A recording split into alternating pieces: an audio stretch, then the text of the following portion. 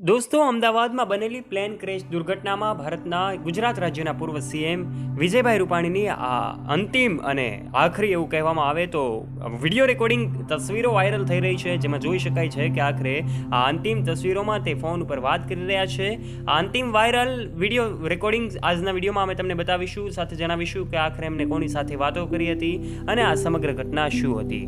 વિડીયોમાં આગળ વધીએ તે પહેલાં દોસ્તો, અમે તમને જણાવી દઈએ છીએ કે અમદાવાદમાં થયેલા પ્લેન ક્રેશમાં પૂર્વ મુખ્યમંત્રી વિજયભાઈ રૂપાણીના નિધન થતાની સાથે જ એક્સક્લુઝિવ વિડીયો એક સોશિયલ મીડિયા પર વાયરલ થઈ રહ્યો છે, જેમાં દુર્ઘટનાના 1 કલાક પહેલાનો જ આ વિડીયો છે. એરપોર્ટના લોન્જમાં વિજયભાઈ રૂપાણી મોબાઈલમાં કોઈ સાથે વાત કરતા અને ચાલતા ચાલતા જોવા મળી રહ્યા છે. યુકે નાગરિકે અમદાવાદ એરપોર્ટ પરની એક ઇન્સ્ટા સ્ટોરી અપલોડ કરી છે. એમાં અનાયાસે આ વિડીયોમાં વિજય રૂપાણી કેદ થઈ ગયા છે. યુકેના આ બંને નાગરિકો થોડા દિવસથી ગુજરાતની મુલાકાતે હતા. બંને એરપોર્ટનો વેઇટિંગ એરિયામાં બેઠા બેઠા ઇન્સ્ટા સ્ટોરી પોતાના અનુભવ શેર કર્યા હતા. એમાં પાછળ વિજય રૂપાણી જતા દેખાઈ રહ્યા છે અને ખાસ આ તસવીર સોશિયલ મીડિયા પર ખૂબ વાયુવેગે ફેલાઈ રહી છે. આ વિડીયો રેકોર્ડિંગ સોશિયલ મીડિયા પર ખૂબ ફેલાયેલું જોવાય છે.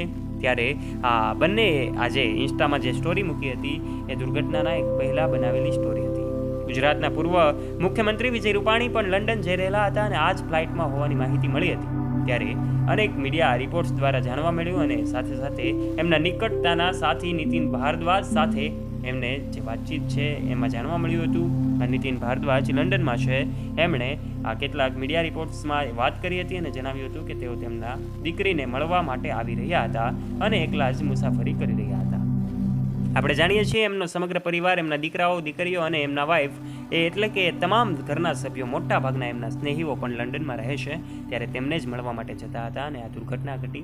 ત્યારે હવે આ એમના ધર્મપત્ની છે એટલે કે અંજલિ રૂપાણી, એમને પણ નરેન્દ્ર મોદી મળવા પહોંચ્યા છે અને સાંત્વના પાઠવી રહ્યા છે. એમની ગાડીઓનો કિંમતી નંબર છે 1206. બધી જ ગાડીઓમાં એ જ નંબર છે. એવા વિજયભાઈ રૂપાણીના અંતિમ જે છેલ્લા એમના શ્વાસ હતા એ સમયે પણ એમની તારીખ હતી 1206 એટલે કે 12/6/2025. આ ઘટના જ્યારે આપણને સાંભળવા મળી કે 300થી વધારે લોકો આ પ્લેન ક્રેશ દુર્ઘટનામાં અવસાન પામ્યા છે અને આ તમામ નિર્દોષ લોકો જે બળીને ખાક થઈ ગયા છે, ત્યારે આ ઘટના સાંભળીને પણ આપણે રૂવાડા બેઠા થઈ ગયા. આપણને એમ થયું કે આખરે આવી ઘટના કેવી રીતે બની. ત્યારે તપાસ કરતાં જણાયું કે એમાં વિજયભાઈ રૂપાણી પણ સવાર હતા.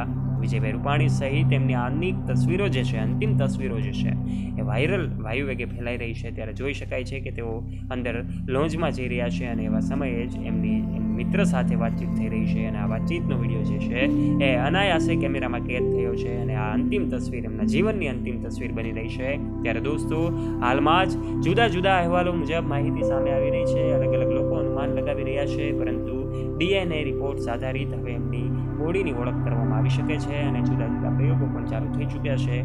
અમદાવાદમાં બનેલી આ ઘટના ઇતિહાસની સૌથી મોટી દર્દનાક ઘટના છે, પીડાદાયક ઘટના છે કે જેમાં ખાસ કરીને 300થી વધારે લોકો માર્યા ગયા છે અને એમાં વિજયભાઈ રૂપાણી પણ સવાર હતા. વિજયભાઈ રૂપાણીની અંતિમ તસવીરો જે છે સૌને ચોંકાવનારી છે. સૌ શોકાતુર બન્યા છે, ચિંતામાં મુકાયા છે. એમના જે કાંઈ પણ ભાવિકો છે એમાં પણ શોકની લાગણી જોવા મળી રહી છે. ત્યારે દોસ્તો, આપ આ વિશે શું કહેવા માગો છો?